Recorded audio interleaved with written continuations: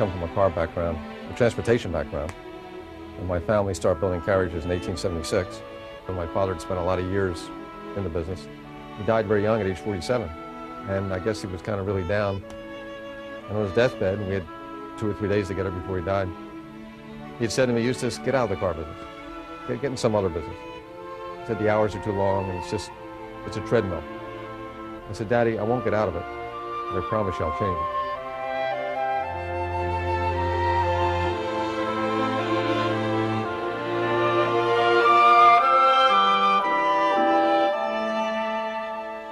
Most people's idea of the automotive pioneer is Henry Ford, the man who changed the mechanics of the business and made cars affordable for the common American. 50 years later, Eustace Wolfington kept his promise to change the auto business, and he became another kind of pioneer. He also created a more affordable way to drive a car. But Wolfington's ideas were based on the mechanics of marketing and finance. I was always looking for the next step in the evolution of our business. And as I started to retail cars, my focus was not so much on what customers paid for a car, but really what was the cost of driving? What did it cost a customer to drive a car? And as I watched my customers come in, I started to realize they were doing a lot of things that worked against them and their cost of driving a car. And this is when he created his concept called the lowest cost of driving. I realized then that someone had to come up with a plan for the customer that didn't base the buying decision on price alone. It made the buying decision based on the price today and what they're going to get for the car, trade-in time, somewhere down the road. And I began to package cars for my customers, and again, this is back in the early 60s, to help them make the best buying decision at the point of sale, not only based on price, but based on resale. And we called it the cost of driving. At the time, we also realized that a lot of customers would spend money on repairs and maintenance, and it was wasted money. They spent money on cars, but once the money was spent, the car wasn't fixed to their satisfaction. And I knew that I could have fixed the car had it been traded in with me for a lot less money than what they spent to fix the car. So I just came up with the idea of trading cycles. Customers should pick trading cycles based on when they'd like to get their next new car and when it was most economical. So I took these two ideas, picked the right car with the right resale at the point of sale, and picked the right trading cycle that would bring the customer back before they spent money on repairs and maintenance, and when the car was in the most demand as a used car.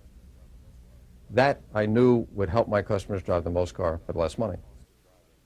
Wolfington's ideas about the true cost of driving made sense.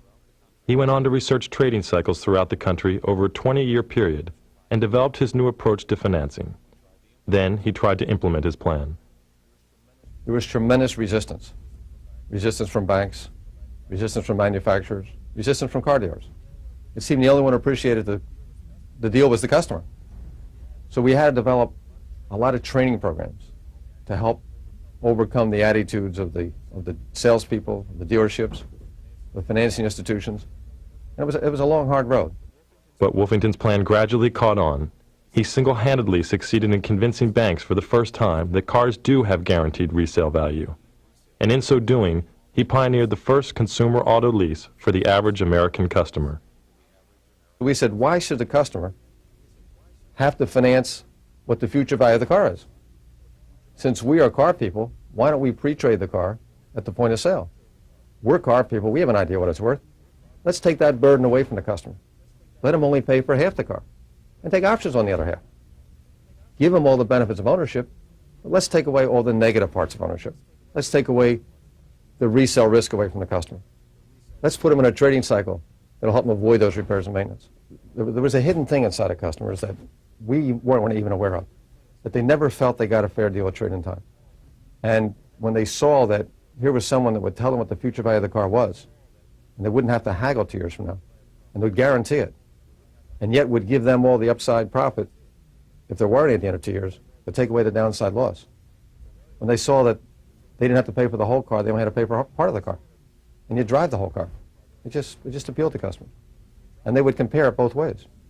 I mean, part of the, we took the mystery out of it. In other words, we let a customer see what the selling price of the car is, what the resale value of the car is. We let them figure out their own payments. Wolfington's revolutionary finance plan began generating a great deal of interest. Now Detroit was beginning to take notice. Ford Motor Company had seen a lot of their dealers in my program, and they start to look at it, and we start talking, and one thing led to another that we now start to put a program together with Ford Motor Company. Of course, it was new, hadn't been done before, but when they called the bean counters in and ran the numbers, what we said worked. So Ford said, well, let's test it. And of course, my first test was Mr. Bob Tasca from a little place called Seekonk, Mass. And the only reason that he and I met was a marketing manager at Ford Motor Company called me and said, I'm going to send a guy down to you that's either the greatest BSer in the world or a genius, one or the other. Well, after I listened for 2 or 3 hours, I had made up my mind that he was one or the other, and I tipped a little toward the genius side. It didn't happen overnight. And I don't want you to think that it was easy. The first couple of months on pre-trade, my salesmen were dead against it, my sons were iffy, and there were 2 believers, Eustace and Tasca. RF Senior and Eustace believed in it, and we were going to make it happen.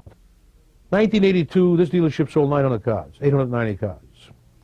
In 1984, we sold 1,300. Now, Tasca started getting a lot of visibility because why is he able to do what he's doing? By 1986, which is 4 years after the plan went in, Tasca became the #1 Lincoln Mercury dealer in the world. Can you imagine Seekonk, a 400-car dealership, being #1 in the world? I mean, outselling metropolises like Chicago, New York, Philadelphia, the big dealers in Texas and Florida. Seekonk, a little village on the outskirts of Providence, Rhode Island, that you'd miss if you blinked your eyes driving through. We're on a back road, improperly located, hard to find, and we're #1 in the world. Well, I got to tell you why. With the pre-trade plan, and then what they're going to get, how much they're going to pay, how much they're going to get for their car, what the payment's going to be. Isn't that nice to know 2 years from the time it's going to happen again? The bickering is gone. We package cards like McDonald's packages hamburgers. Why? We package a car so that it brings back its max resale. Why do we do that? Because it makes it easier for the customer to buy another one. That's why we package them. The volume of the pre-trade transactions continues to rise dramatically, as is evidenced by the 6,000 customer names displayed on Bob Tasca's resale club board.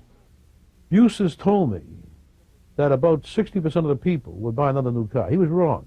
It was 80%. The one thing with Eustace Wolfington was, in his endeavor to be absolutely clear and honest and straightforward with his plan, he was very conservative. All the things he said would happen, happened.